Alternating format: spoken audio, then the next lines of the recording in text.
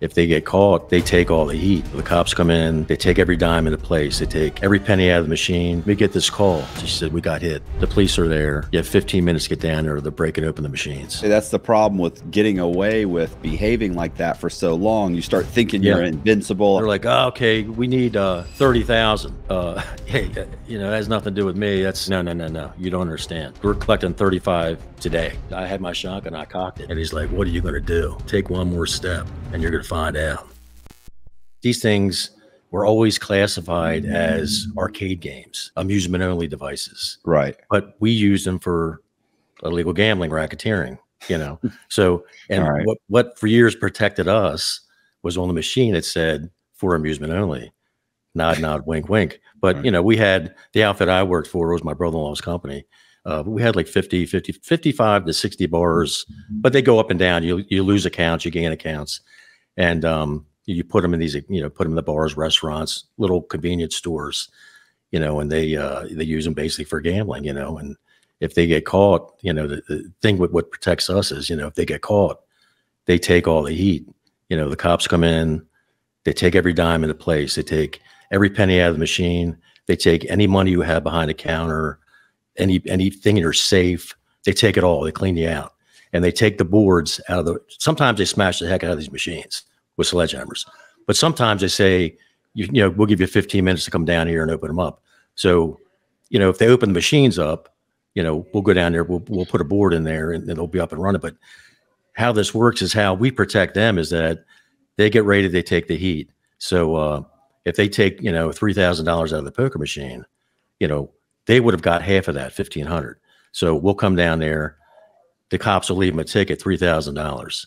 We'll give them $1,500 of it. They're whole now. We ate the $1,500. If they had $2,000 in the safe, we give them $2,000. They're covered. And then, well, they go, well, we have this thing. We have to go to court. Here's your attorney. Here's a card. This is your attorney. Right. We're paying for them. Any court costs, miss work. Anybody got to have to, you know, we pay for everything. Well, let's get to that. Let's start back kind of at the beginning. Oh, sure. Yeah. I'm sorry. So, I mean, how I was recruited in it, or or you know, basically, like, I mean, was your family in organized crime? I mean, how did this, like, where were you born? Where were you? My family was, and I was born in Baltimore, Maryland, I was born on Easter Sunday, 1967. That's why my parents named me Paul. We weren't Catholics, we were Protestant. So growing up, you know, it's funny. My mother's 80 years old. She tells me the story. You know, she keeps reminding me. You know, when you're 6 years old, going to school, kindergarten, you're going to cry, but you're so brave that, you know, we said, if you make it half the day in school, we'll buy you whatever you want. And I said, I want a Coke and a knife. Coke. What 6-year-old, you know, a 6-year-old kid says, I want a Coke and a knife. Of course, it was a rubber knife, you know, plastic knife. So they get me that. You know, they're happy I went to school. And then, but prior to that, when I was 4 years old, I didn't talk. So my parents thought something was wrong with me. And they took me to the doctors. And, you know, my sister was older than me. She was 6 and I was 4. And the doctor checked me out and said, no, you just have a good kid. Because my sister, they called her Hurricane because she was all over the place. And she spoke for me. And even years later, she worked for me on my bar. And she was still, I owned the place and she was still speaking for me. Like, the owner, you can't talk to him.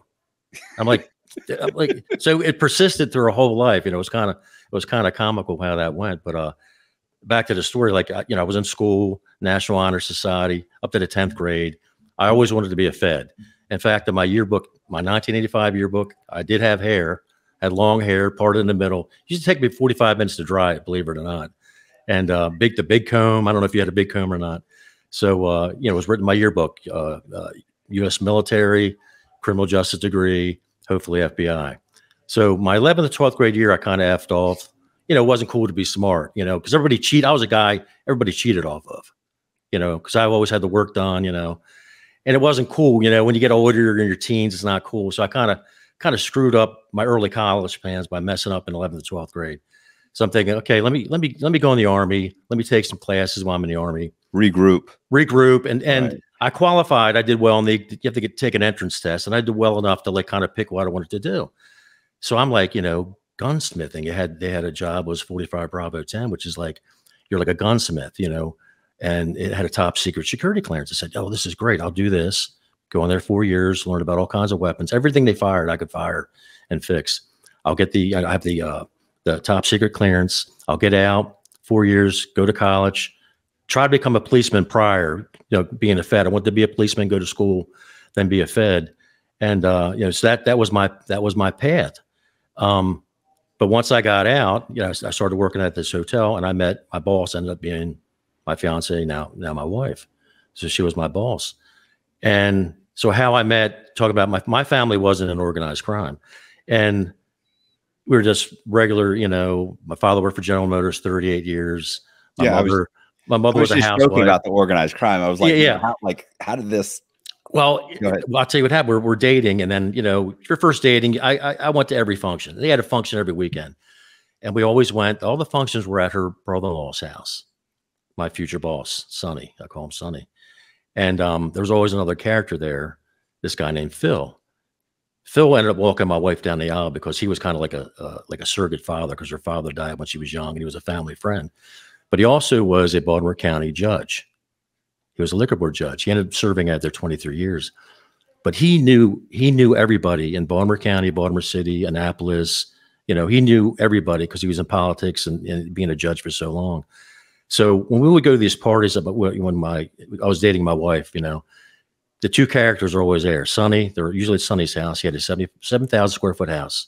I'm thinking, like, what does this cat do? He had the gates and the pool with the fountains and intercom systems. Pretty good for a judge. Well, no, this is Sonny. This is her uncle. Oh. This is her brother-in-law. The guy. This is her brother-in-law, not the judge. The judge was always there. He was always invited because he needed him in his industry, in the business, because he would be notified when like bars were going for sale, and Sonny would get tipped off. Hey, this place is coming up. Maybe move in there, try to get the account. So I'm going to these functions, and they would talk, and then they would sit amongst themselves and talk shop. And they started right away, like asking me questions like, oh, you want to be a Fed? You want to be a cop? This and that. And I've already gone through the process, like the city police, Baltimore County police, state police. I was like in the till, ready, waiting for a hire date or whatever. And like it was like 18 months to 2 years. So it was like a hiring freeze, but I was already in the system. Like I already passed everything. So I'm working at the hotel and just kind of buying my time, starting to go to school. And so they kept talking to me, oh, why you want to do this? Why you want to do that? And they knew, later on, I learned why they would ask me all these questions, because they knew if you want to be a Fed, you're squeaky clean. You're like, you can't have a speeding ticket. You can't be, nothing can be wrong with your background. And they got a good feel of that. So if about 8 or 9, little parties, they got more and more familiar, but they started telling me what they were doing. Oh, I have a vending company.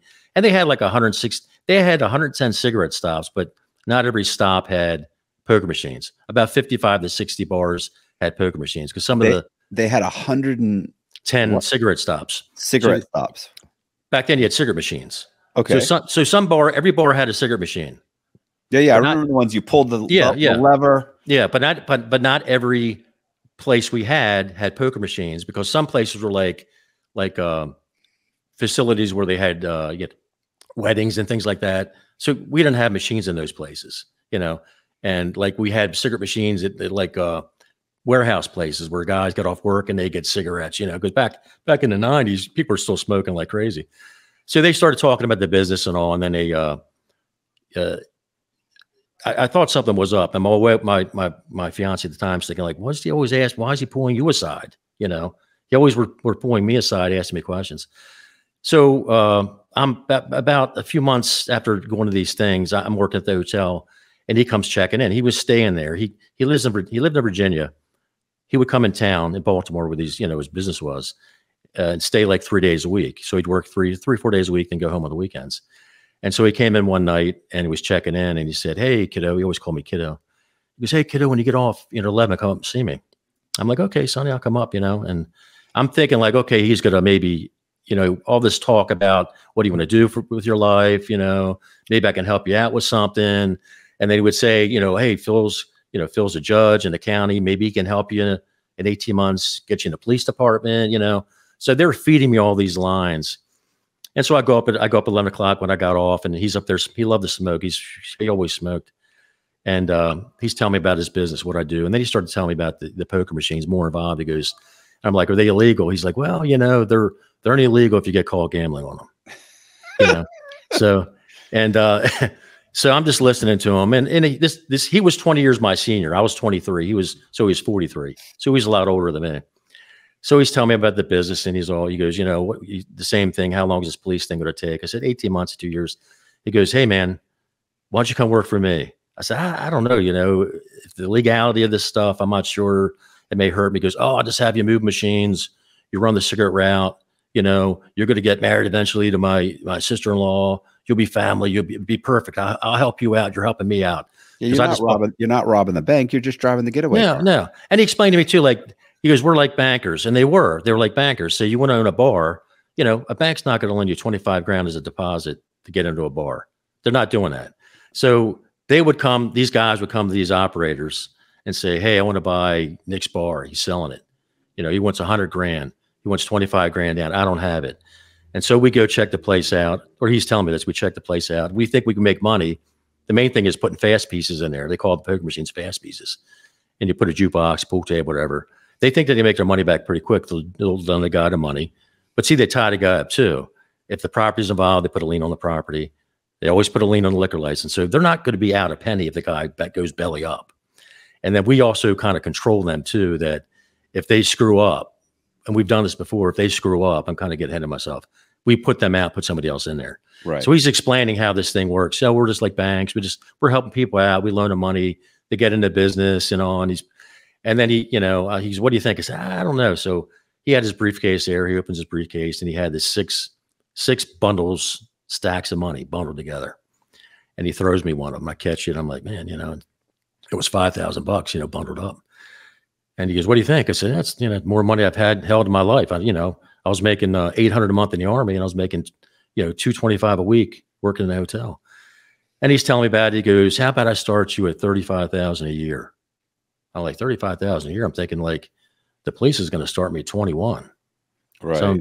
So I'm thinking he goes, what do you think? I said, I don't know. He goes, look, just do it for a while. My wife will feel better. You're helping her sister out. It's going to get you started. You can save some money. He's laying all that on me. Like I said, Phil is going to help you get in the police down the road. It's just about people helping people. Helping people, and I'm like, and I was, I was naive in a sense, but, I learned the ways of the world pretty quick. So I'm like, all right, here. And I said, okay, yeah, I'll try. I'll do it. I got to give him 2 weeks here. I'll come down and we'll see how it goes. So I throw the money back to him. He's give it back. He's no, man, that's yours. That's all yours, brother. That's a signing bonus. I'm like, you sure? He goes, yeah, it's all yours, man. You take it. And I'm thinking shit, that's the most money I ever had in one time in my whole life at that point, right. $5 grand. So, then I'm off to the races. So I 2 weeks, I start working. I go to the shop. I meet, he had a partner named Ira. And it was Ira, how they got into it. It was Ira's father-in-law's business. That's how they got in there, because you can't just buy into these businesses. And like me, you just don't hire somebody off the street. He felt he knew me. I'm going to be family. So they'll hire me, and these guys, as I found out, as I got involved in it, it was organized. Like there was five main, I'm not mimicking the La Costa Nostra. There's five main operators. These guys had most of the bars and restaurants. There was dozens and dozens of operators, but these five guys controlled probably 85% of it. So they weren't the total guys out there, but they had most of the stuff. So these guys, kind of controlled everything going on. So I start working. Let me get back to, start working for him. I meet all the guys, and he says, the first 3 months I'm like riding with these guys. I'm getting paid 35 grand a year just to sit on my ass, right? Drink sodas around, because I had to know every location. I had to ride with that cigarette guy for a month. Everybody had to see my face on all these accounts, because we're not wearing a shirt that says Bill's Amusement on it. Yeah. Because it's like, who's this guy? Who's this? He's a new guy. He had to physically take me to all these accounts. He's the new guy. So I come up with a set of keys to fix a machine, dump a machine, collect a machine.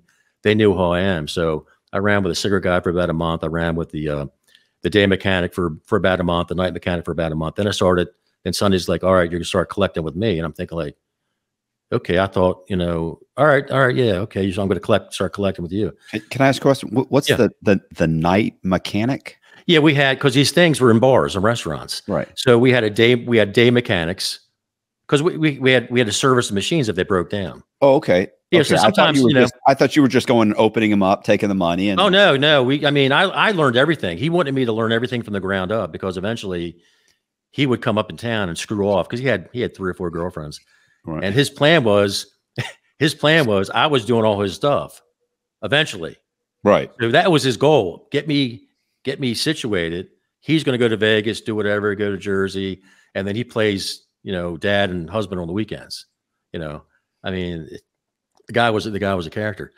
So I'm learning the route and all. So after a couple of weeks with him, I start riding with a night guy the day he's a mechanic mover. It's a big guy named Rob, big black guy. He's like 6'3", 380, big dude.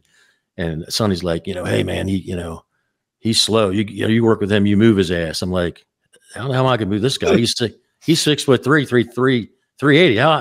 Well, you let him know that, you're going to be in charge. I'm like, all right, whatever, dude. So it was like my first day with Rob. We get to the shop early and we're in the truck and we have some equipment in there. He had like a list of things he had to move, pool tables and things. I'm same thing, going around, helping him out, learning the bars and the people. Then we get this call, we all had radios. And Janice was the woman who worked in the office who took the calls. And she said, we got hit. And I'm thinking, like, I'm looking at Rob because I can hear it over the radio. And Sonny comes on and he goes, where at? And she's like, Thunderbird Lounge. The police are there. You have 15 minutes to get down there or they're breaking open the machines. See, this was like one of those times they said, you have 15 minutes to get here or we're going to smash them up. Right. And we happen to be close. So this is the first encounter I had with police of many, of both state, local, and eventually the feds. And we go down there and the story, it was kind of crazy. This is what it was like surreal. So Sonny's on the radio saying, Rob, tell Paul the situation, So when we ride down there, we're real close. He's like, don't say nothing. Don't say anything. They're going to ask you stuff. You just move machines around. You don't know shit. I said, okay, I don't know shit. So we go in there and these cops had pool sticks, the uniform cops. There was undercover cops there too. They had pool sticks in this bar, the white ceiling tiles you put up in the grids. They had pool sticks and they're bang, bang. And they're knocking them and it's like it's snowing in there. Dust is coming down. And see why they're banging these tiles. They're looking for money because people would stash the money in these bars at different places, Like I used to hide money in the ceiling in the back in the kitchen in my place. I had a safe, but also had an area where I hid money too, because you never know when you're going to get pinched. Right. So they're smashing the place up in the bar and they're yelling and screaming, I don't have any money. Da, da, da, da. And they go behind the bar and they're pouring out coffee. They're pouring out sugar. Just give us the bank. They wanted this bank, So they go to Rob, you got the keys? He goes, yeah. He goes, open them up. So he opens the machines up, dump the buckets out because the machines go right through. The money goes in the bill acceptor, drops right into these buckets, a bucket. And they dump on the bar and they're counting the money, That's where they counted like $3,000 out. So there's still the cop goes behind the bar. He goes, just give us your drawer money and we'll fill the paperwork out. We'll be on our way. We don't have to wreck your place up. So the guy's like refusing to give his drawer money up. So they start smashing the bottles. They're like, psh, psh. And I'm thinking like, what? I'm thinking like, here, I want to be in law enforcement. Yeah. And these guys are tearing this place up. Yeah. They're thugs. They're not the law enforcement. Oh yeah. They pulled me aside. They go, who are you? I said, I just work there. I'm moving machines around. Give me your ID. Okay. I give him my ID and what do you do for the company? I said, I just move machines around. They're using these things for illegal gambling. That's racketeering. I said, officer, I haven't been doing this as long. I just started doing this. I don't know what you're talking about. He goes, you need to find a new line of work. I'm like, oh, okay, whatever. So like smashing up bars. Yeah. I mean, but you got to be careful what you say. You had involvement with police. Oh, you got to be very measured. I'd be very polite. I'd be like, I'm so polite. If I got pulled over and dealing with these guys, and when I had the feds eventually come see me, I'm very polite but firm. And so Rob finally says, look, officer, the money's in the floor drain. And the guy starts screaming, why are you telling where the money is? So they stop smashing the place up. There's a floor drain. They pull the floor drain up. There's a mason jar, $1,500 in it. That's where he hid his money at night. He didn't have a safe. He put in the floor drain. So he gives the money up and they do their thing. And they took the boards out of the machine and they go, are you hanging around? And Rob just like nodded. So once they leave the paperwork and the receipts, they're done. It's over with. They can't come back. So they leave, and that's when Rob tells the story, what I went back to, where like, you know, he starts bitching at Rob is, why'd you tell him where the money was? You know, they would never found it. He goes, look, they were going to smash this place up till they found it. He goes, we got to pay for everything. Yeah. You know, so he said when Sunday, like I'll reiterate how it works. Sunday's going to come down. The 3,000 they took out of the machine, 15 was yours. You're going to get $1,500. The $1,500 that was in your, you know, was your bank to start the day. You're getting all that back. $3,000. He goes, but now we got to pay to have the place fixed up because you wouldn't give the money up, which we're going to give you the money back. Right. You know, so I mean, didn't the guy realize you guys were going to? He did, but he just thought he was going to be a hard ass. He thought he was smarter. I'm like, you're not, they already got you illegal gambling. No, you can't win. You know, what are you doing? And see, so, you know, Sonny comes down, we put the boards in, boom, within an hour, we're up and running. But see, there's three things that have to happen for them to catch you. Three things they have to see. Sometimes they lie about it. They do lie about it. So they have to see somebody playing the machine. Okay. They're playing the machine. So point secure. So say there's 2,000 points up in the corner that you've secured over playing for an hour or whatever. So that's, if it's a quarter machine, that's $500. So the police have a undercover guy has to see the points. They have to see the points on the machine. Then they have to see them disappear. Now, how they disappear is like we would hook, basically it's like a garage door opener, you know, a little clicker. So we would hook it to the board. So when they wanted to clear the machine, there's somebody cutting lawn outside. I don't know if you hear that or not. No. Okay, sorry. So we had these garage door openers. We would hook the machine. And then if they wanted to clear the points, it was a little button. Boom, you click the button, the points go away. The cops had to see, okay, the points were up, the points went away. And then the next thing, the third thing they have to see is money going over the bar to the guy that was just playing the machine. That completes the transaction. There are the three things they have to see. Then the place is popped. It may take a week or two to get the warrants and all that for like, you know, come in and kick the door or whatever. But that's how it operates. But we've had bars in the past that were popped so many times that the police would lie. They'd say, because this one guy got popped 4 times. And he finally said, look, if you hit the machine, just walk out. Come in tomorrow morning before I open up, give you the money then in an envelope. But that's how many times the guy got popped. Right. So he started doing that, and they still popped them saying, oh, we saw the points go off, the points go off, the points were there, and then we saw the envelope go over the bar. And the owner was like, he was like fit to be tied in court. He was ready to say, I pay him the next day. But of course, he's not going to. He's not going to say that because you know he's incriminating himself anyway. You know, but that's kind of how all that works. That system works there. So as far as that stuff goes, but you know, I was in the business a while, and then like I said, I was being prepared to do things. So after that, like I was a little shooken up, and there's a couple of times that I worked from her on. I'm thinking like I'm getting out of this. You know, I'm going to get the fuck out of this. So. That was one of them. And he's like, you know, at the end of the week, let's go out, let's go have dinner. Because we had to go hang in bars too that we didn't have and like try to spend money to get accounts. Right. You want to keep your accounts, you know. But you're losing them, so you have to constantly get more. Yeah, we would try, like if somebody would come in, say you would come in, you went to the bar, we'd loan you 25 grand. You sign a 5-year contract with us. So if we're making, say, 2,000 a week each, you're getting 2,000, I'm getting 2,000. I'm going to take 500 of your money towards that note. So within 1 year, we're paid back. So we have 4 years with you, you know? So when it gets close to that time running out, you want to try to finagle to keep the guy. But some guys want to move on, or they want too much money. I want 100 grand now, or I want a gift, you know, like, why don't you just give me 50 grand and I'll sign up. We had accounts where we would give 50 grand to for 5 years, but we're making like 5+ a week, you know, 5,000 a week. So we might say, yeah, we'll give you 50 grand. You sign a 7-year contract with us. You know, I mean, they're making the money, 5,000 to 7,000 a week, but a lot of these guys are spending as fast as they can make it.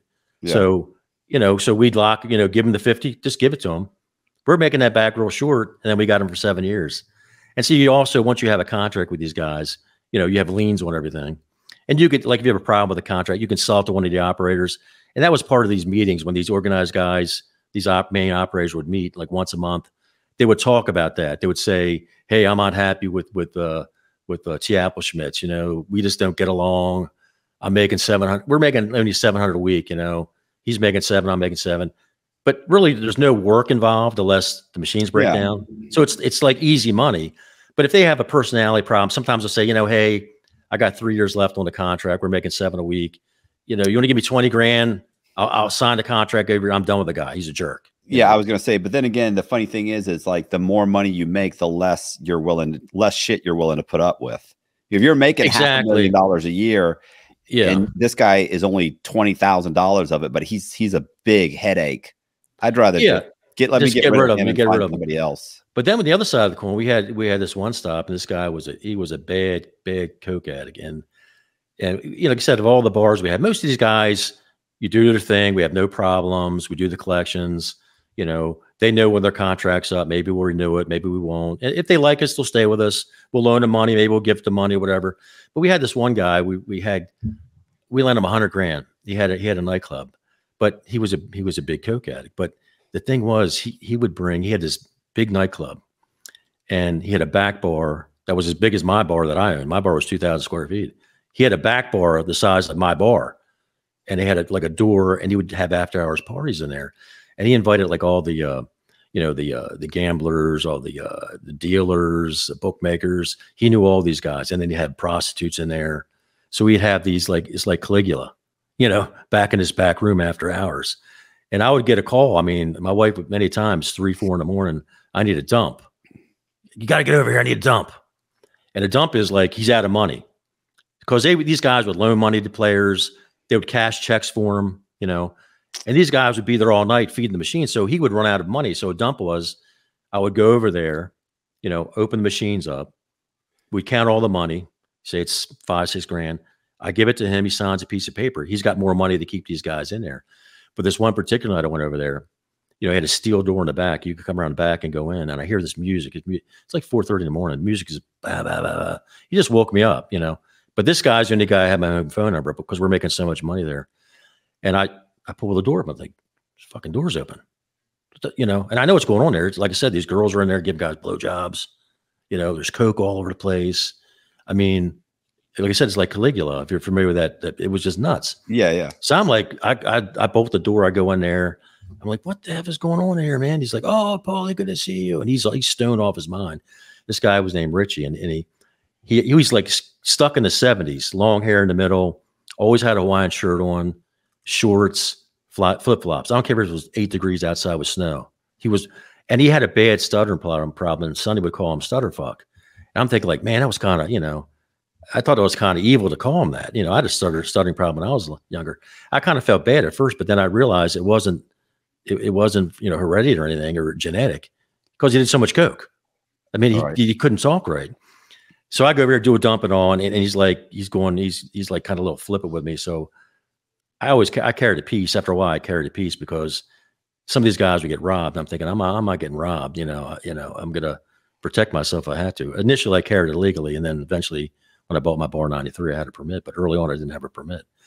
So he's in there, did this and that. I'm in there hollering. I said, look, dude. I said, if I come in here again, and that back door's open like that, I said, there's gonna be some problems in this place. Oh, yeah, and he's all hot. And he wasn't getting what I was saying. So I grabbed him, and I'd like shoved him against the wall. And his imprint of his shoulders and head were in the wall. Now, mind you, it wasn't like drywall. It was like this thin wood grain. It kind of shook him a little, And I said, I mean it, man. I said, we got $100,000 invested in this business, your business, and you got that door open, and there's prostitutes and there's coke in here. I said, we're making $5 to $10,000 a week, and so is he. Plus we're getting our note back from him. If we're getting another $5,000, so we're doing pretty good from one spot, Right. But I said, you're not going to F it up for us, and don't tell Sonny. I was like, yeah, I'm going to tell Sonny, man, this is bull. I'm not dealing with this shit, because it happened a couple times. So when I tell Sonny this, he's like, I got an idea. We're going to put you in there. I'm like, dude, I'd love to own a bar one day, but I'm not getting involved with Richie, man. Something bad's bound to happen, because Sonny's like, that's a problem. You can keep control of it. I said, I'm not dealing with that shit. I don't need that. It's not me. I'm not doing that. So he goes, well, we'll figure this out. So a couple of weeks went by, and he heard about it. He's like, he didn't like me because, I shoved him around, slapped him around one night, told him, I'm not tolerating this shit, Right. So he finds this guy named Paul Monk started hanging in there, and he had an insurance company, and we checked him out and all. And he actually had a pretty good idea, because we're making so much money in this one joint. We're only allowed to have 3 poker machines back there, because certain sizes of bars, you can only, your limit 1, depending on the size, 2. This place, we could only have 3. So we had guys there lined up waiting to, they're waiting to play. People are playing. They're waiting to give us money, just here's a bucket, just throw your money in the bucket, But so we had a brilliant idea. They went to buy this bar down the street, was for sale, was about a mile away. And they said, hey, we can put 2 machines in there and we'll run an after hours joint down there too. That was Paul Monk's idea. And he had a little bit of money. So he approached me and Sonny about it. And we're thinking, okay, and Ira too, but Ira was always, Sonny ran the show. Ira was like an after fact. Okay, that's what we're doing, Ira, Is that to run the other guy out of business? No, to partner with him. We thought he would straighten them out because this guy had a legitimate insurance company. He was an insurance man, so insurance. So we're thinking like, okay, this guy's, he's legit. He's a straight shooter. Straight shooter. He knows Dickie. He says he can keep under control. Richie. And they'll buy the other joint down the street. So they bought that, and things would be going. A couple months went by. Things are going okay. Then I get wind that Paul Monk is a big coke dealer, and I'm thinking like, oh shit, this is letting the fox in the hen house, right? Because Richie's got a bad coke problem. So Sonny's like, you got to go straighten this out. I'm like, you're the one that started. You're the one that. Yeah. And it's his company, but he kept pushing more and more on me.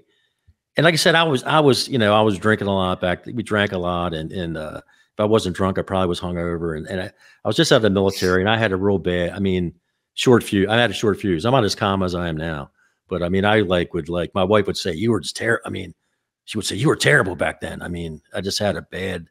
I would snap in a second. Like now, like people can't believe what you did that stuff. I'm like, yeah, but I was, now I got low T and I'm on medication. I can't do that shit anymore.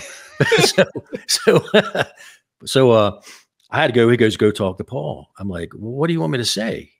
They're keeping these guys in there all night. Both places, we're making over $15,000 a week, and it's like no work. Just stay out of trouble, guys. Keep the door locked. So I go over there and I talk to Paul and I said, look, man, I hear you, selling a lot of coke. And oh well, yeah, it's. I say I don't begrudge anybody how to make a living. But I said, don't do it in these bars. I said, because, we're the operators in here. If you get shut down, we're out of business. Right. So I said, there's got to be a happy median. You can't.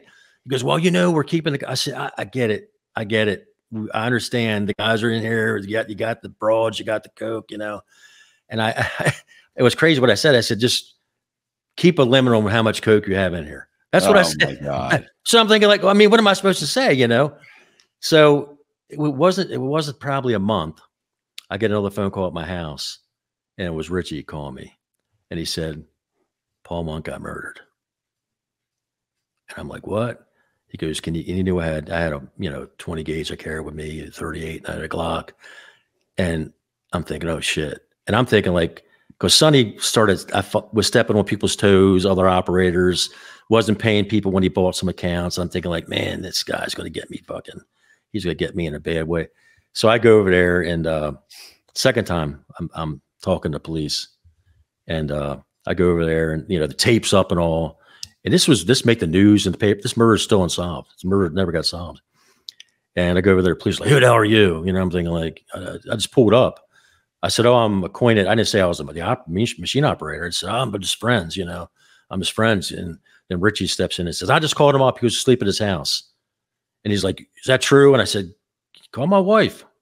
But my wife wouldn't answer the phone, because whenever I would leave like that, I'd say, don't answer the phone, don't answer the door, because she didn't know what I was doing or where I was going. I said, call my wife or go see her. She was there. I was in bed, So we find out, the rumor was it was a hit. We find out later on, like months later, it was a professional hit, that he was dealing coke in Jersey, and his girlfriend died of an overdose from his stash, and his girlfriend was a daughter of a connected guy in New Jersey, and he swore at his trial. He got off. There was no manslaughter. It was like an accidental overdose or whatever. And the father at the trial swore that he'd get even, and it took like 5 years, and he finally did. That's what we're assuming happened. That's what we're hearing, but it's still an unsolved murder to this day. I mean, it hadn't been solved. So that spooked me, and that there, like I said, we didn't know at first what was going on. For years I slept with my 38 under my pillow, and because we never knew what was going on. We didn't know, early on if Sonny had something to do or pissed somebody off and all. So that was causing issues with him and his partner. And then the icebreaker was it was like probably not 6-7 months later. Sonny was a bit of a gambler, so we're hanging at one of our joints, hanging out. He's, could we go there, spend money, let him know we're spending money in your account, where we had the machines. And he gets wind that there's this gambling parlor, after hours gambling parlor,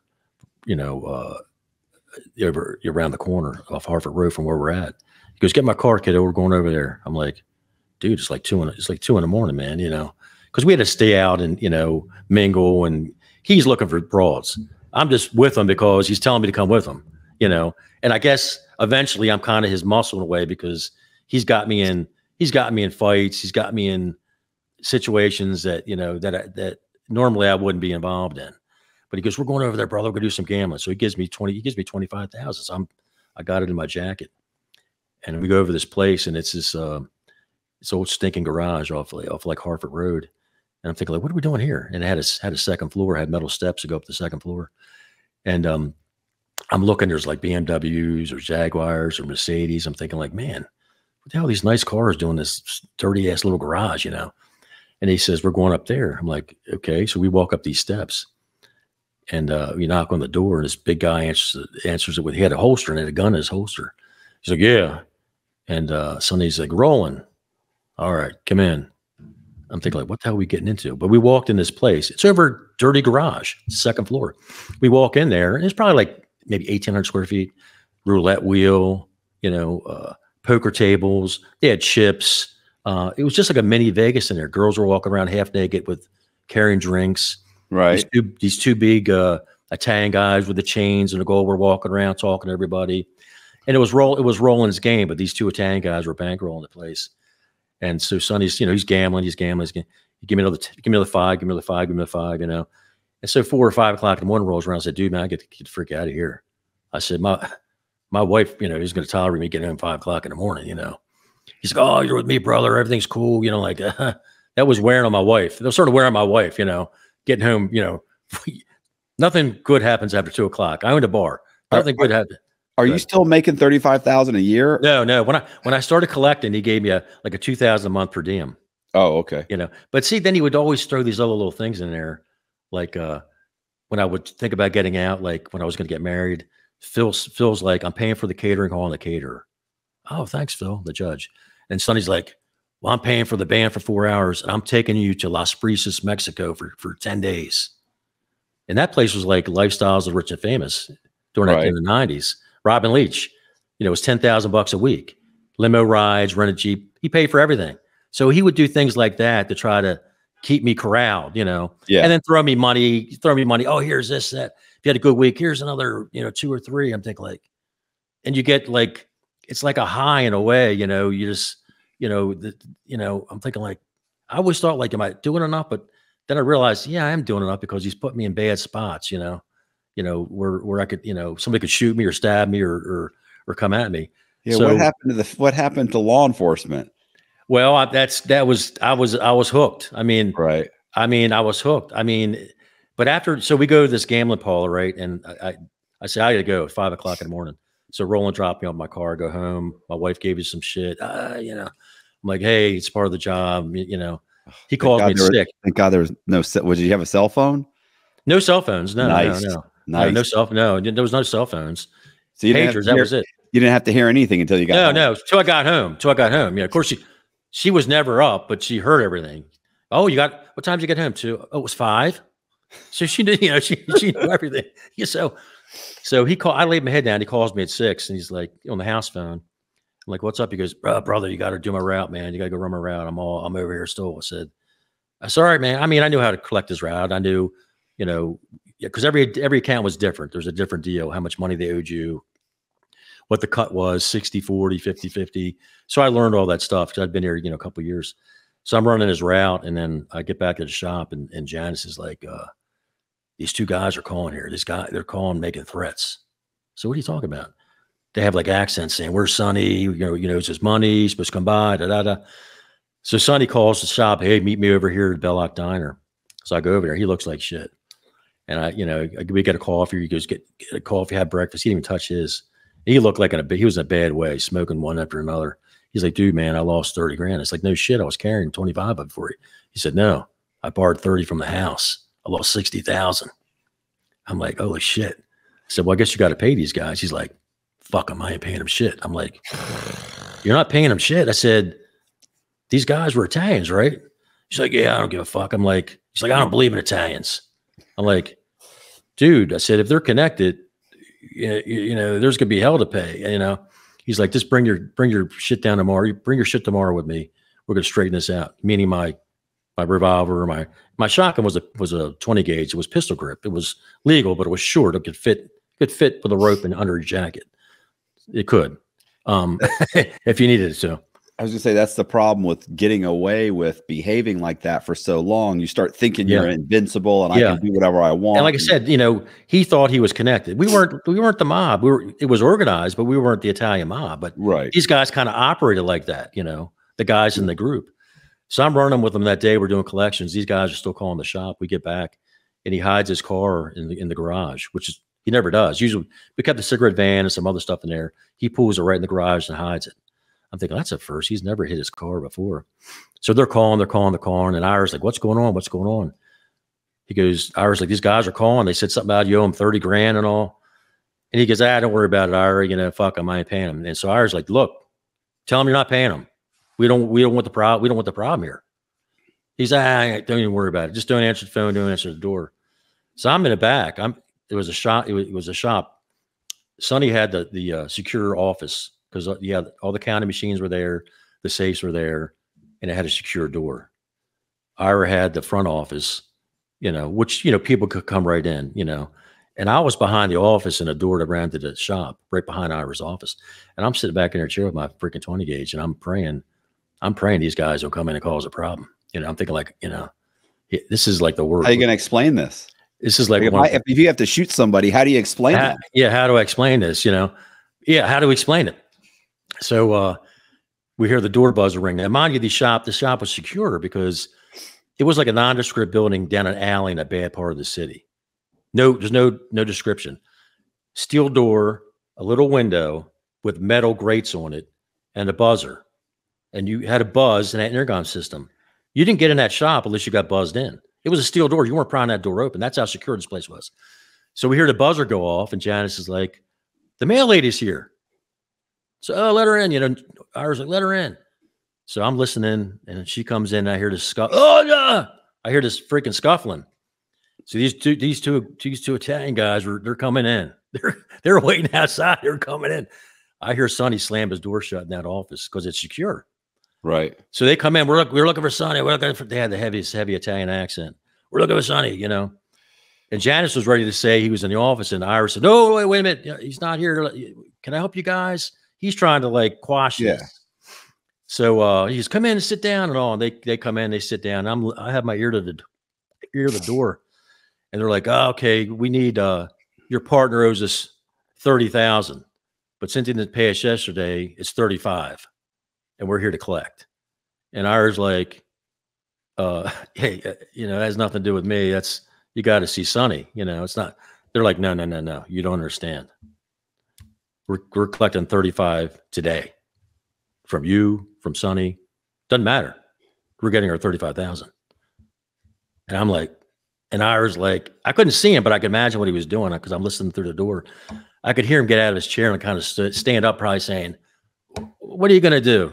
This is 1993. What are you going to do? Well, hell break loose. They tackled him. They were beating the shit out of him because I could hear him. He was in distress. I didn't hear Sonny's door open. I'm thinking like, what the hell? This guy's going to get beat. They're going to get $35,000 in a hospital. And I couldn't let it happen. I mean, I didn't really like Ira, but he didn't deserve a beating for Sonny. So I cracked that door open. I had my shotgun. I cocked it, and a shell came out to let them know it was loaded. And they stood up. It wasn't the first time they saw a gun. I know that. They stood up. And he's like, what are you going to do? And I said, take one more step, and you're going to find out. And they just stood and looked at me. Now, mind you, it was kind of surreal. I tell a story on one of the YouTube things I do. When I went through that door, I was scared. I was nervous. I'm thinking, what am I going to, you know? And it was like everything stood still. It was like slow motion. And I swear, it's funny, but I swear I could smell urine. That guy pissed himself. Cheap Italian cologne and garlic. I mean, I swear. And then it's kind of, but because these guys were, Italian with the musk and all that shit. And then when I swung that gun around, I told the guy, take one step, you're going to find out. He believed me. And they had their hands up. They slowly backed out of there. And he said, will you be seeing you later? I said, get the fuck out. So they walked out. I'm thinking, oh, what the fuck? It was like the weight of the world came off my chest, but then it was a whole new problem. Yeah. So I was going to say, well, he just got you into some shit. Oh, he comes out of his office. Oh, man, Paul, you saved the day. I said, save the day. I said, these guys are going to kill me. They're probably going to kill you. I said, we don't know we know they're Italian. We don't know if they're connected or not. He's like, oh, no, don't worry about it. I'll take care of it. I said, you'll take care of it. You should have paid these guys. So, like I said, we were like you just took care of it just now. Just now, you're hiding in the office. Not willing to take care of it. No, he's hiding. He always talked a big game, but usually I was there. So he threatened somebody, like one bookmaker he owed $7 grand to. He won 10 the previous month. A guy he would lay off bets with, and he won 10 and he lost 7. And then the guy's like, you owe me 7. He's like, fuck you, I'm not paying you. And then so we show up real quick. We show up at a bar one night, and the guy picks a fight with him. And of course, I'm not gonna let him get beat. I beat the guy up. I knocked him out. And we get out of there, and he for my what I did, he gives me 2,000 cash. I'm like, what was that all about? He goes, I told the guy, come get the money, kick my ass. I ain't paying you. And I said, what the hell are you going to do if I wasn't here? He goes, well, I wouldn't have been here, brother, unless you were here. So shit like that, he was getting me these situations. So anyway, back to the story. He's like, I'm going to straighten this out. I'm going to straighten this out. I said, you better do something, man, because, this is like 4 in the afternoon when it came in. I said, they open up over about 8, when it got dark. I said, you got to get this shit straightened out. So like I said, we knew we paid off politicians. I personally paid off politicians. They would always call it campaign donations, whatever. It made them feel good. They slept good at night because of it.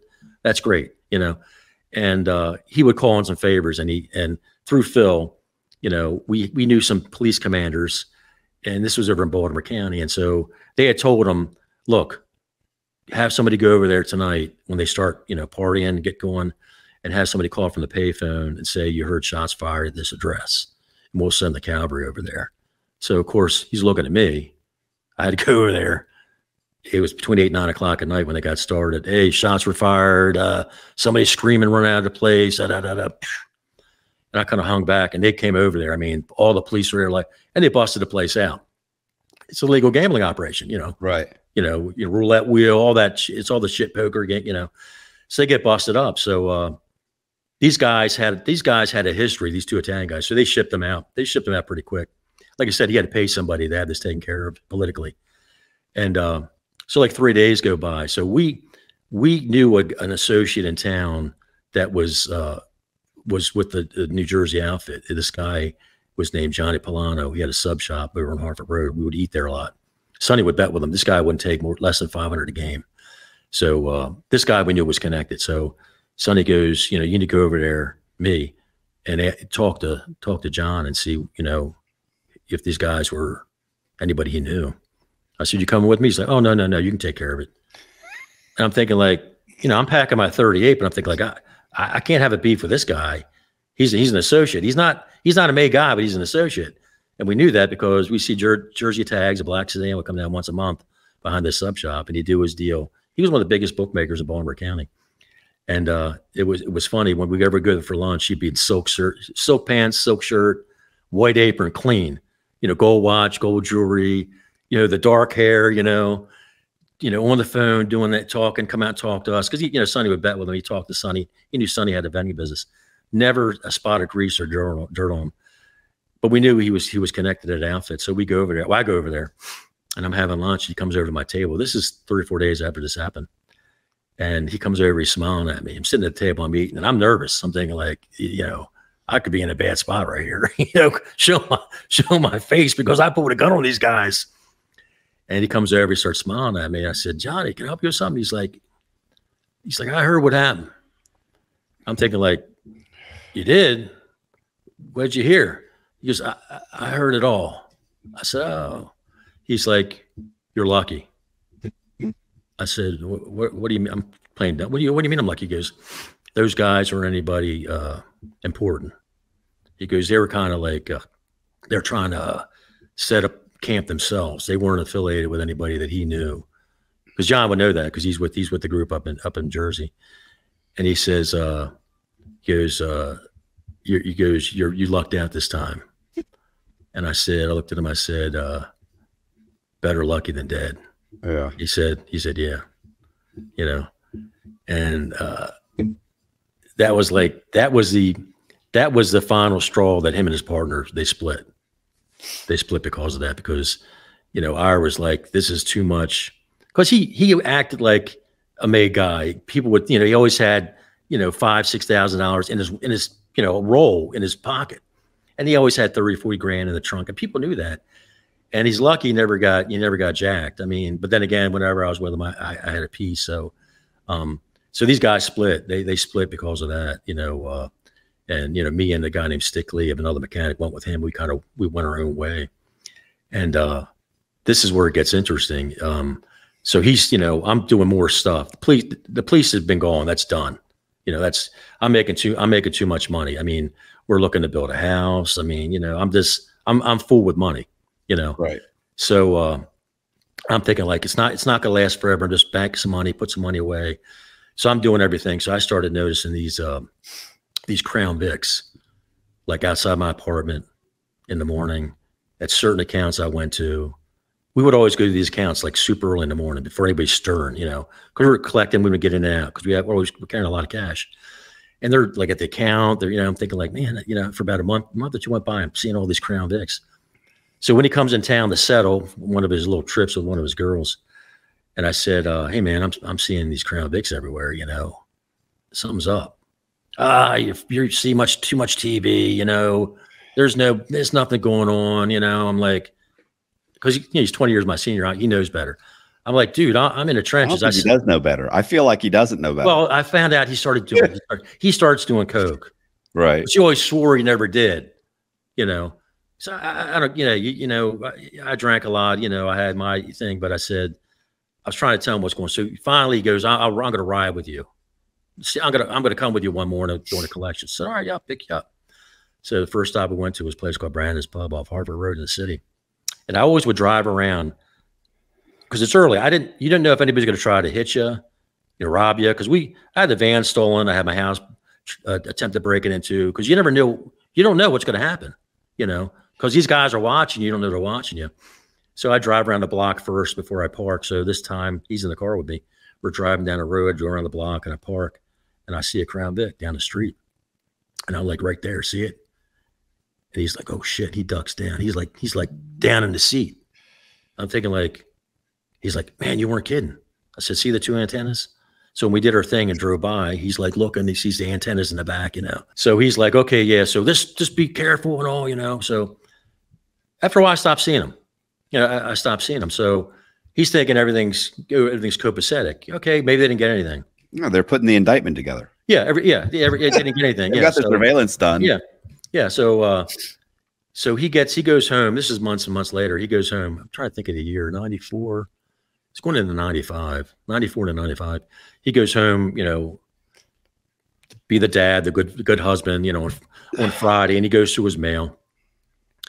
And then he calls me up Saturday night and says, like 2 a.m, because we had to meet for breakfast. I'm thinking like, oh, Tuesday when you come in town? No, now. I'm like, now? Yeah, in an hour, Belloc Diner. Target letter? So I go meet him, and he has he should have never got this letter. His lawyer said, you should have never got this letter. It was from the phone company. Like I'd say it was like C&P Telephone Company or whatever. And it said, he highlighted it. First, he gives me this letter from the phone company, and I'm trying to make it's 3 a.m. I'm trying to make a joke. I said, oh, you need me to pay your phone bill? No, read this. And it says, the federal government has no longer requested wiretaps of your phone. And his lawyer said, you should have never got that letter from the phone company. You should have never got that.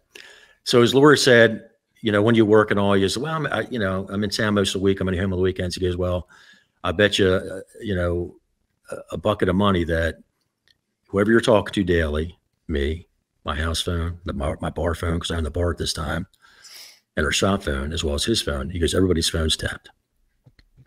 He goes, you never. I didn't get a letter, but they messed up where he lived in Virginia. He got that letter by mistake. So then he's like super uptight, you know. So we're going, you know, he's had me do more stuff. He's trying to be in the background more than what he was. And then so time's ticking. And he's always said, like, one time when I was like, I'm out, I'm getting out. I think it was after the Italian thing. He's like, oh, brother, this is what he kept me in again. When I'm done, I'm giving everything to you. I'm just going to give it to you. Just hang in here a couple more years. I need to save a few more million. I'm done. See, it was always this thing. He's going to give me something or do something for me, buy me a gift, take me on a trip.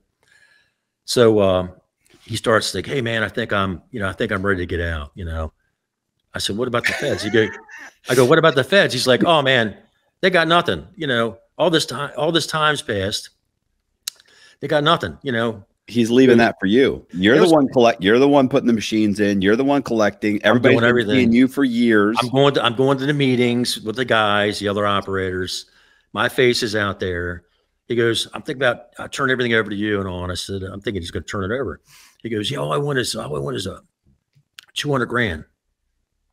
And I'm thinking, like, motherfucker, 200 grand. I said, you told me for years you're going to give me this business. We are done. I said, now you want 200,000. I said, he goes, well, think about it. I said, I thought about it. I don't want it. I don't want it. At that point, we stopped talking. I'm working for him. Right. We're not talking. I go to the shop. He leaves me notes. Do this, do this, do this.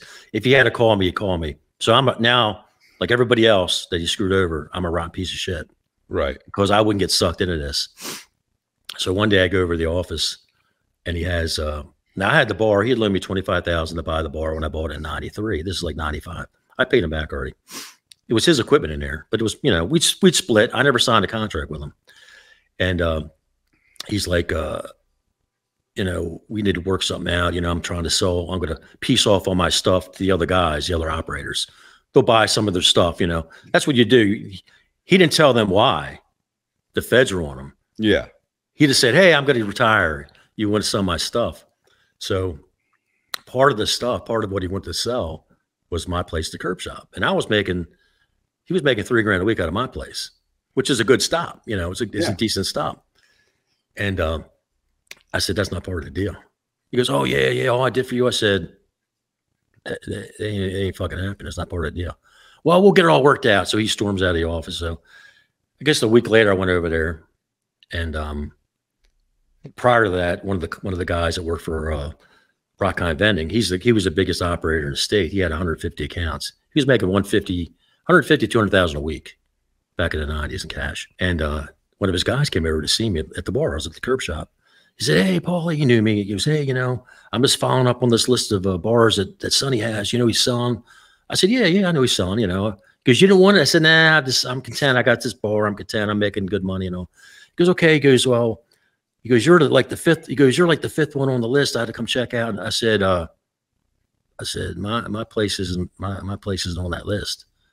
It's not part of it. He goes, oh, you said it is. It's right here. He said it's part of the package, you know, worth the 200 grand. He goes, it's a good stop. You know, if you're not on the list, it's going to affect the price. I said, I don't give a fuck what it does. I said, I'm not on the list. So when I went to the office on a Friday, like the week later after I met this guy, of course he wouldn't talk to me on the phone. I tried to call him, he wouldn't talk to me. So in the office was a contract. It said sign, big letter sign, you know, exclamation point. And it was a vending agreement for 5 years with Bill's Amusement, his company. He wanted me to sign it so he can say, yeah, I got him under contract. It's part of that bundle of me selling all the bars and accounts I have. So I ripped it up. Left my keys there on his desk. And I had a key to lock the door. I locked the door and I threw it through the mail slot. I'm like, fuck him, you know. So I go home. As soon as I got home, he came to the shop. He called my wife's on the phone. He's yelling and screaming. He's cussing at my wife. I'm thinking, like, his sister-in-law. I'm like, he has no right to do that. Right. You know, no right at all to do that. And I get on the phone and said, what's going on, son? He goes, you son of a bitch. All I've done for you. Blah, blah, blah. He's going through the whole thing. I said, dude, you lent me $25,000. I paid you back. I said, you lent drug addicts, you know, all kinds of crazy people, you know, 50, 100 grand. And, you know, anyway, you got your money back. You had to sell the account and try to do something with it. So I said, and I'm family. I said, I'm not, because you owe me, you're going to sign this. He goes, well, you owe me something, it's my equipment in there and all, you got to come straighten this out. He was like a dog, back to the corner, a rabid dog. I mean, and I knew that. He had a previous federal charge years ago. I found out later on when I was working for him for fraud, so he couldn't legal own a handgun, but he had an M1911A1 he kept in a drawer in his office. I knew he had that, but like I said, he knew I always had a gun on me. So I put my 30 in my pocket and I went to see him, and I go in there and he's sitting at the desk smoking, he goes, we got to work this out. He goes, I said, are you calm or otherwise I'm not coming in? He said, yeah, we're going to work this out. I want you to sign this contract. All I did for you, I said, I ain't signed any freaking contract. So I don't sign anything. You owe me. I said, whoa. I said, all I owe you is the equipment I have in that bar. It's your equipment. It's your equipment. I agree to it. I could say, F you, screw you, walk out, try to get it back. But I said, no, I'm not, I'm not like that. I did some creepy shit, but I'm not like that as a person. I said, what do you want for the equipment? 20 grand? I'll give you 20 grand for the equipment. And I said, well, you owe me the business and all, that's worth money and all. I said, I'll give you 20,000 for the business for lost income. Well, it's worth more. I said, that's all you're getting. I said, take the money. You can get that or you can get nothing. I said, take that or you're getting shit. So then he starts threatening me. You can't be at your bar all the time and this and that. I knew what he was capable of, but what he was capable of things that I had done. Right. Or paid people to do. We paid people to go in and smash bars up. I can go backtrack with one story involving a retired cop, but I knew what he was capable of, and he had other people that would do things. The people would do things for $100. I mean, there's some sick individuals out there. So he starts threatening me. You can't be at that bar all the time in your house, and and I said, look, motherfucker. I said, you have more to lose than I do.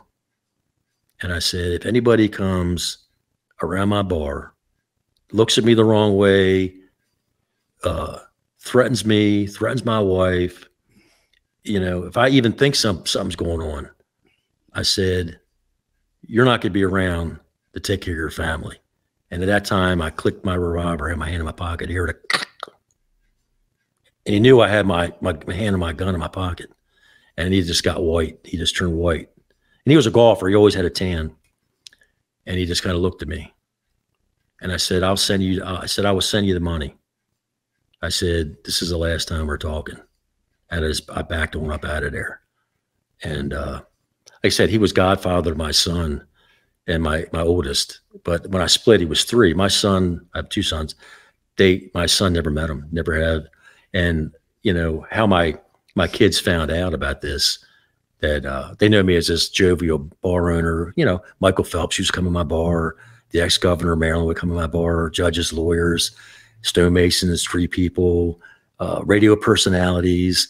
I mean, I wasn't that guy. Everybody knew me as this bar owner who catered for little events for people and all, for judges, for sheriffs, supported the police.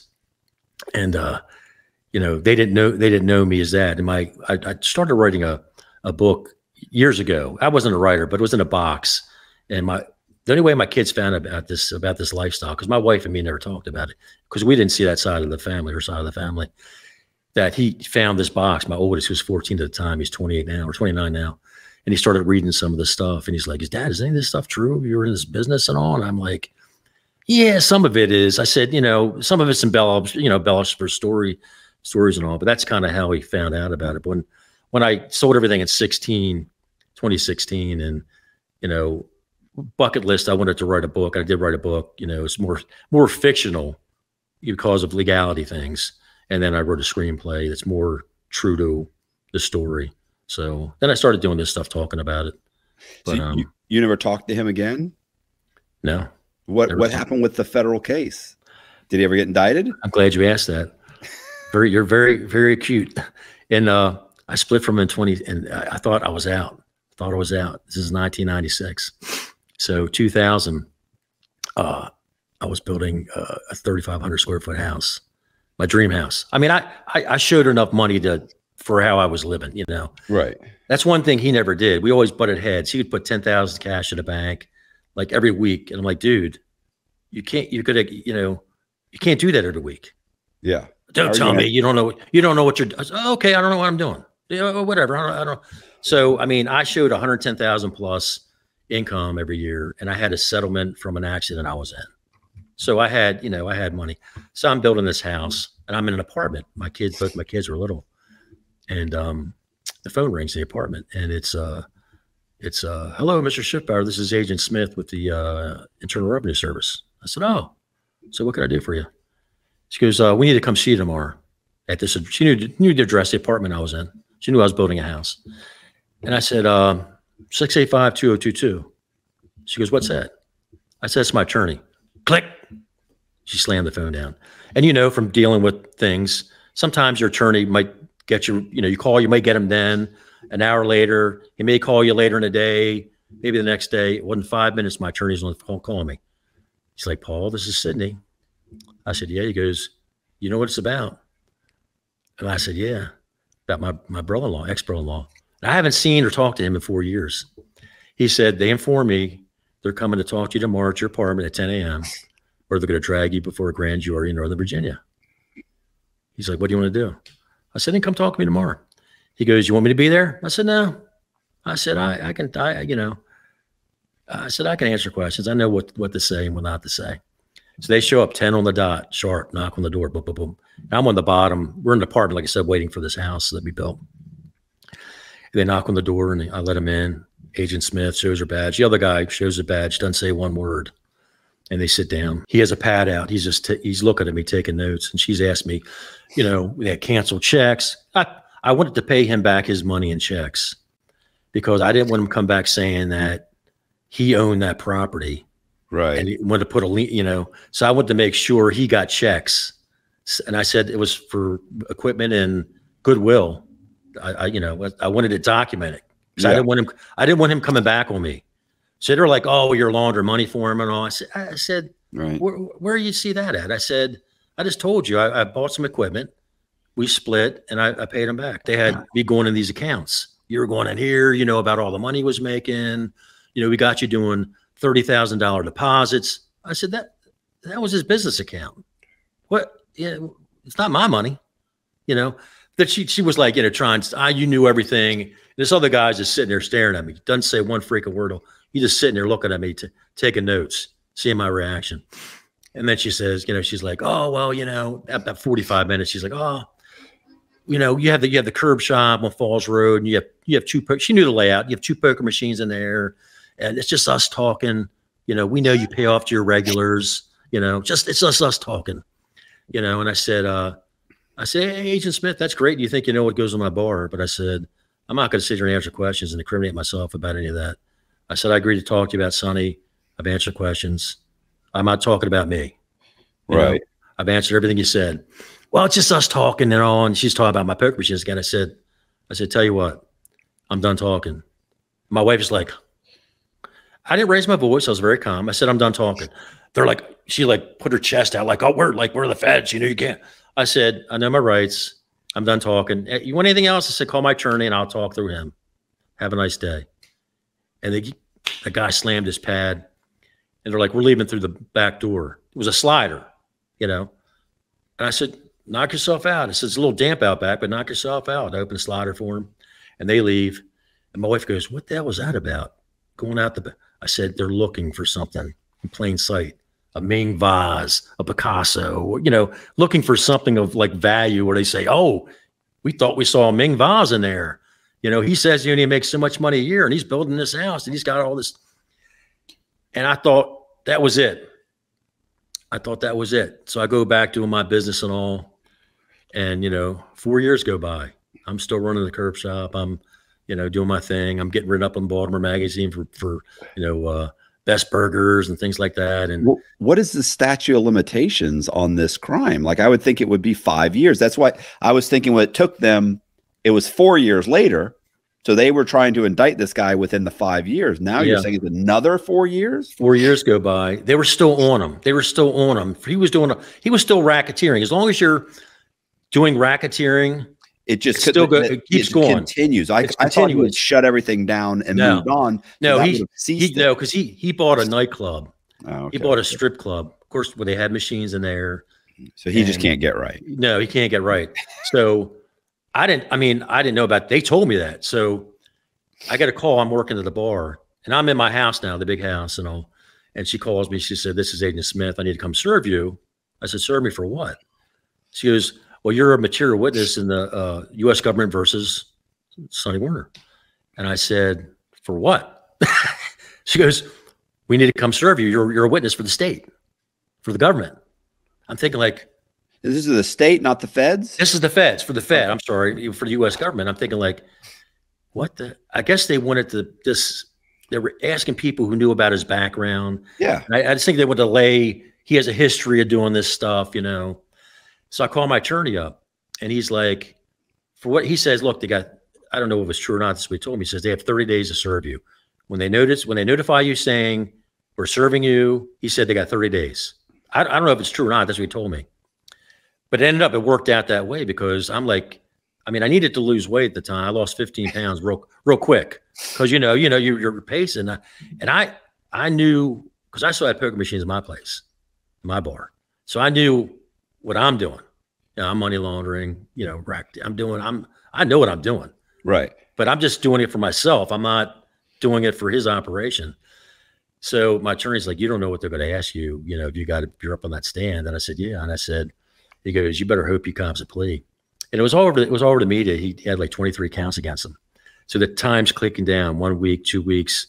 He's calling me every day. She served you. She served. I know. Are you dodging her? No. I said, she goes, I'm going to come serve you at 30 Berkshire Drive. That's where my house was. Like I said, it was like my dream house, everything I wanted, huge chandelier and, and I'm like, Agent Smith, just come to the bar. She goes, no. I want to serve at your house. I said, I'm never there. I work 15 hours a day. I said, you go waste. I said, unless you're going to come in the middle of the night. I said, you're wasting your time. I'm doing you a favor. Come serve. I didn't want her coming to my house, walking around, for her to justify how I'm living or, because I had expensive furniture. I didn't want her walking around my house. So she agreed, okay, I'll come serve you at the bar. So, there's like a week left. My attorney's calling me. No, she hadn't come by. 2 days before he said this thing was going to end. It's all over the radio, all in the papers. Cop the plea. Nice. 24 down to 3. Money laundering, illegal gambling, failure to pay taxes. He got 18 months in the feds. Oh, come on. That's nothing. Well, he got 18 months. All the stuff he did, he could have got more. And like when we split up, his argument was, I forgot to say this, part of his anger pitch was, he goes, he's like, I got all this shit on you, all the shit you've been doing. You've been doing this, doing that. And I said, knock yourself out. I did it for you. I said, you're going to implicate yourself. Go ahead. Talk about it. I'll tell him you wanted me to do it. I got paid to do it. Yeah. That's like the guy saying, I know about these two guys robbing banks. How do you know? I've been driving the getaway car. Yeah. That's just. And I'm like, and I was so fortunate, that, like I said, I was interviewed by the police a few times, the feds, the state. I'd been to court as a witness for forgery with him and some other things just as a witness. So I've been to court and I've talked to authorities, but knock on wood, I never was charged or indicted or, prosecuted with anything. I was very fortunate with some of the stuff I got done. And it's fun. Well, my co-writer of the novel, Darren Hobson, he's younger than me. And he's like, with all this technology nowadays, he's like, how did you get away with that? Carrying a gun, pointing a gun at people, threatening people. I said, I held up my cell phone. I said, there weren't cell phones back then. Yeah. Nowadays, you got a camera, you got a video, you got a recorder. Back then, banks had them. Banks had cameras. Government buildings had them. Not your average bar, your corner liquor store. So that's how we got away with a lot of stuff. And I was fortunate, to get out. Lucky to get out and all the stuff I was involved in. So he goes to probably a camp somewhere. Yeah, it was a camp. 18 months. 18 months. He did initially owe, he owed $600,000 initially. And then I know he's got a big home.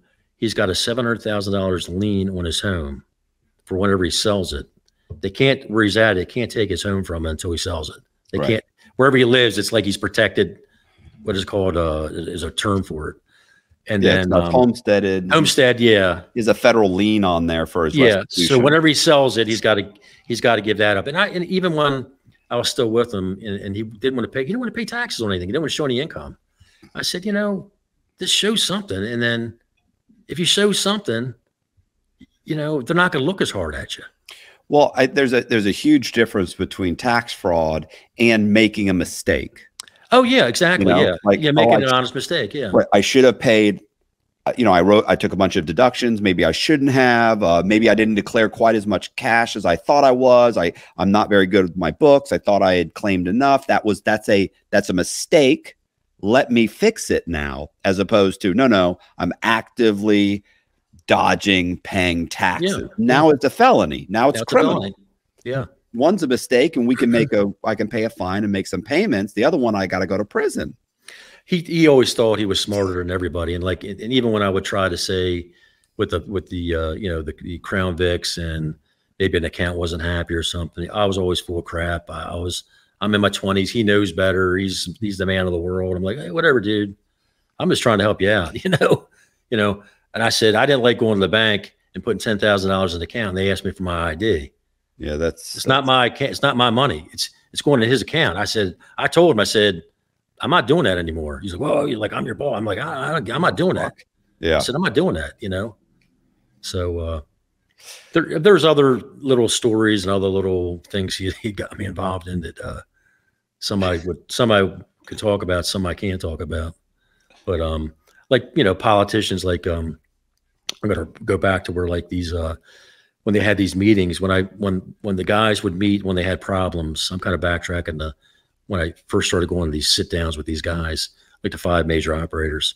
So when we would go meet, first they didn't like me going because they didn't know me. Right. And he had explained to them that I'm his brother-in-law, I'm family. Because like I said, everybody, any way you got in this business, you had to know somebody. Your family, or you were in the business, or you grew up with this kid. So it was kind of like the mob in a way from those avenues. Like you had to know these people, but they weren't pricking your finger and they weren't burning a saint saying, it wasn't, it wasn't any of that. It was just like, we know, we know you're okay, and they were really careful who they let in their little things. And even what kind of kept me in too, which is kind of crazy, that it was like, you ever play cops and robbers as a kid? Right. Yeah. It was like playing cops and robbers for real, because it was like kind of maybe that kept me into the money and the allure of you're looking over your shoulder all the time, or, some vagrants outside of one of the bars where you're going to go collect money. And you're like, okay, is he a vagrant? Is he a cop? Is he a guy that's going to jump me when I come out? Because I've been jumped before. I mean, we got jumped. I mean, one night, this is a night that another night I saved his ass. We were leaving this bar, and he had a habit of running around with married women too. But always these girls were my age.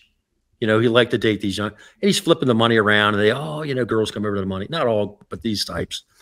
And we left this bar this one night, and these guys made a mistake. They jumped the one guy that the girl was running with. This guy was a bodybuilder. This guy was a big dude.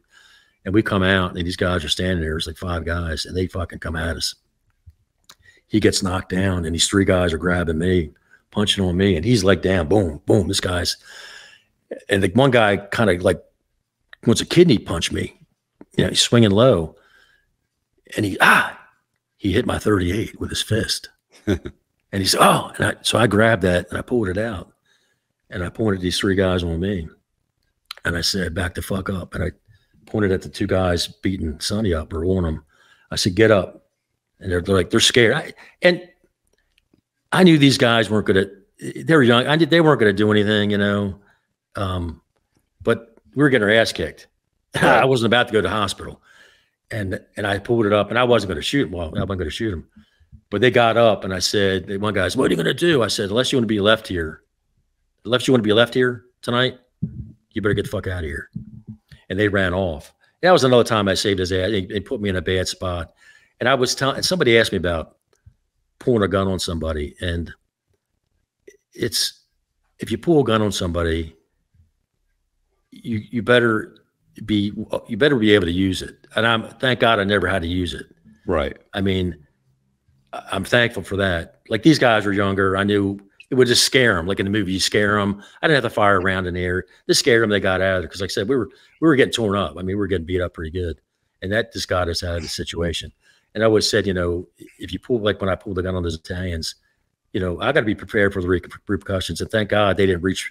You can't let them take it from you. Now you're you can't let them take it from you. And thank God those guys didn't reach behind and pull a gun out on me, because I'd have to shoot them.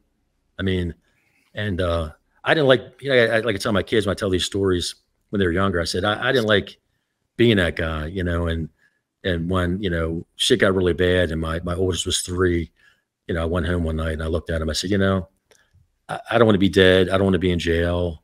I don't want to, you know, I got to get out of this. And at that time I was pretty much not, you know, unscathed, other than doing, you know, doing this stuff. I mean, I waited to talk to people like this, you know, and promote the script I wrote after 2016, enough time, statute of limitations. Right. You know, I'm out of that stuff. I haven't been involved in it. So that's why I'm kind of talking about it now. And I think it's kind of it's kind of a unique story in the sense that like it's not, people think, you know, one time I had $100 grand in my trunk. I had to deliver to a politician. And, you know, if I lost it or somebody stole it, I'm in deep shit, you know. And it's not like the movies. Oh man, that's so cool. It's not cool. It's scary. Yeah. You know, it's not. And I was fortunate to get out, and you know, thank God I had the bar, and I did well there for years. And like I said, after a while, a couple of years, nobody remembered me from that business at all, being in that. Well, you know, one, it's funny. I mean, I'm from Florida, so I think, you know, it's like a cracker version of Casino. Yeah, in a way. Yeah. I mean, yes. Yeah. It's, and it goes on. And it's like, people ask, was the mob in Baltimore? Somewhat, but they couldn't, like, we dealt with Johnny Polano. He was just bookmaking. He didn't want the aggravation with the machines and all. And these guys that were in this, you know, in this clique, they were on it 20, 30 years. So they were entrenched with the politicians. Right. So the judge and they were, and the judge, you know, walked my wife down the aisle. In fact, he was so well known, Congressman Dutch Rubersberger spoke at his funeral. I mean, this is how well known this guy was. He knew everybody. And you know, that kept me out of the, you know, situations too. But the Italians couldn't get a foothold because these guys are so entrenched. They tried. I mean, they would try, but they just couldn't. You know, we had them run out pretty quick because they weren't connected like with the politicians and all. And the reason also why we paid these guys, every once in a while they would try to throw a bill up, like to outlaw the poker machines. Right. And they would do it on purpose to get cash, you know. And we'd pay them too. Every few months they kick in money because, well, maybe we'll make slots legal and outlaw the amusement pieces. Right. So they kick in cash. But now slots are legal in Baltimore. A lot of these old timers died that controlled these people. A lot of the older politicians died. You know, the head people in the Senate in Maryland, Annapolis, and the House. These guys controlled it for a combination of 50 years. These guys passed away a number of years ago. So all these people that they knew that could control things, they're no longer there. So the slots kind of got in, and these guys kind of went by the wayside. So what happened with you're saying you wrote a book and you wrote a screenplay. Yeah. What happened with that, or you're working on it? Or? No, we wrote a book and we sold, I guess, like 500 or 600 copies, which I didn't think was that great. I'm a nobody. Somebody said, well, that's pretty good, because usually it's just your mother, your father, your aunt. I said, well, if you put it that way, maybe that's good. I didn't think it was that good. And we wrote we were entered in a few contests for or actually it's a pitch for a TV show, but it can be turned into a movie. Right. And we placed, we made the semifinals in a couple writing contests, which I thought was pretty good. And they said, hey, out of, 7,000, you were in the top 20%, which they thought was pretty good. So we had a guy 2 years ago that wanted to buy it. out in LA, but we didn't, he went to buy it and they kind of shop it for us. Right. But we thought about it, but he said, you know, I want to be producer on it and this and that. Okay, whatever. You give a little bit for somebody that's going to shop, or you give them a little bit of something. That's why there's like 18 producers or anything. And then when it came to like, he wanted 100% control of any deal that me and my co-writer, Darren Hobson, that we had no, if somebody made him an offer, we had no say. If he took it, that was good enough for us. And I said, was it an option? Did he give you he didn't give you an option? No, just a shopping agreement. It's just a shopping agreement. Yeah. That's no good, because he could sell it for somebody for $100. I said, no, I said, that's no good. Or in my business, when I was in the vending business, a lot of money was under the table. I don't know if they do that out there. Maybe they do. So he could have had a buddy saying, yeah, I like it. Here's 50 grand. I'll give you 10,000 above board. And we wouldn't know about that. And I said, no, I said, you know, we'll just keep, you know, working on it. And, you know, like I said, there's interest. I think it's a unique story because, like you said, it's not La Cosa Nostra. Yeah. But it's criminal stuff, and it's predominantly white guys. Yeah. You know, it's and Baltimore's a small market. You would never think like that shit was going on. But one guy's, go ahead. I'm sorry. I was gonna say it's like the Whitey Bulger or The Departed. Like it's, you know, it's a mob story, but without the Italians. Without the Italians. And somebody had once said, you know, I like the story, but it's kind of like stuck to Baltimore. I said, no, it's based in Baltimore. These machines are Virginia, North Carolina, you know, Maine, Pennsylvania. They're still out there. And in that time frame, the mob controlled a lot of the stuff up north. They had these things up north, you know, but they were making millions in New York City. You know, we were content. Like our little outfit made 50 to 60,000 a week that they were splitting. That was decent money in the 90s. Right. Joe's outfit was making 200,000 a week. What's that today? It's still a lot of money. It's a lot of money. And there was a report done in 2006. It was called the Abel Report. And this Abel company, they would study things every once in a while. And they went back and they studied the vending business from, you know, its inception. And it was like a 10-year period or so. And they said, out of 3,300 poker machines in Baltimore City and Baltimore County, these guys evaded paying taxes on hundreds of millions of dollars over a period of, you know, 10 years. Right. So yeah, there's so much money in it. I mean, for the mob, maybe not, but for you know, guys like us or guys like these guys, it was plenty of money. I mean, yeah, you know, it's plenty of money. Okay. And so after that, you said you were running the bar. I ran the bar. I got out in 93. I got away from him in 96, and I ran my bar. I ended up selling it in 2016. So I was fortunate.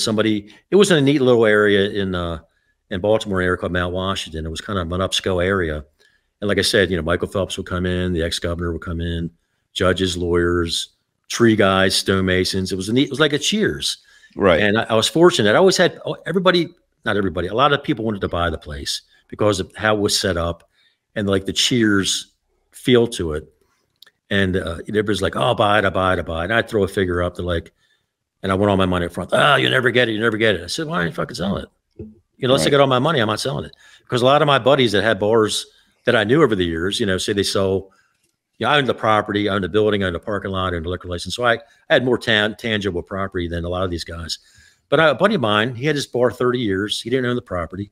He sold it for 300 grand, the liquor license and the business, not the property. The guy gave him 50 grand down. 6 months, stopped paying him. Now you got to try to get it back. He got it back. Took him that 50 grand to get it back. The place was ruined. I think he sold it. I think he sold it again for 70 just to get out. Yeah. I said, that's not going to happen to me. If I sell it, I want all my money up front.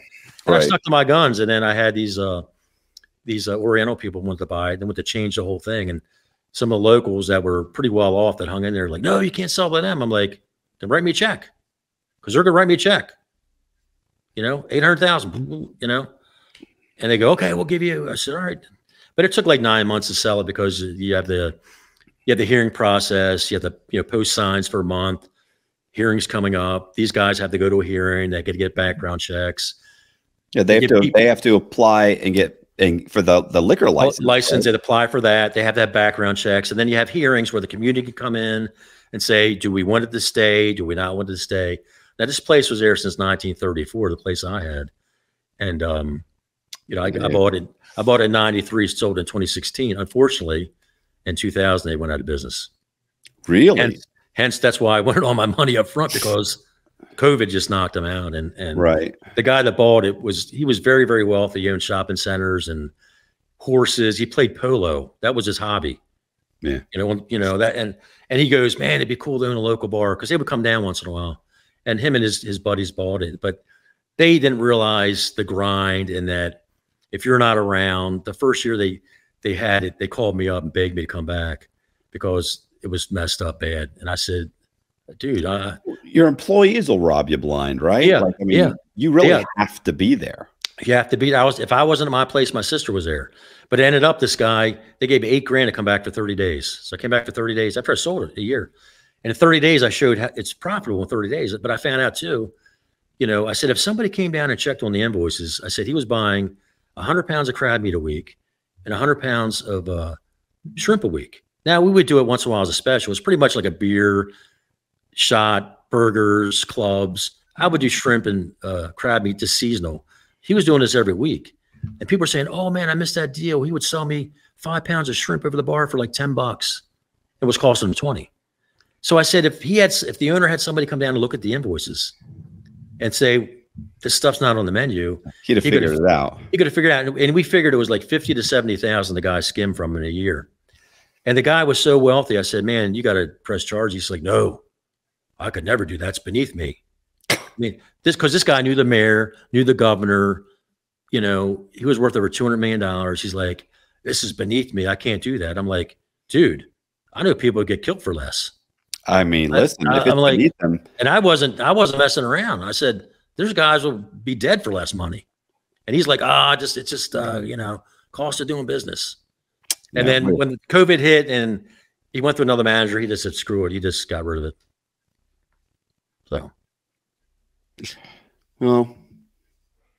Well, right. You know, I mean, you know, with my life, listen, I got my money. I got my money, you know? Yeah. That's all. It sucks because it was part of my life, and my kids, my oldest worked down there. My kids would come when they're little and hang out with me and color in the background and all. But, you know, it's, you know, I just moved on to something else. Okay. Well, what are you doing now? Well, I'm doing, well, I said, doing the book. I've been doing some podcasts with other people. There's interest in it. Entering contests, rewriting. That's it. I mean, I do a little construction work for my brother when he needs it, drive a little Uber. I mean, I'm fortunate. I don't have to do a lot. Right. So I just need to make a little bit of money. My 2 years of not doing anything, my wife finally said, find something to do. Yeah. So I said, you care what it is? She goes, no, just make a couple $100 a week. I said, okay. So, hey, this is Matt Cox, and I appreciate you guys checking out the interview. Do me a favor, hit the subscribe button, hit the bell so you get notified of videos like this. Also, please consider joining my Patreon or buying one of my books. There's links to all my books in the description box, a link to his book also. And thank you very much. See ya.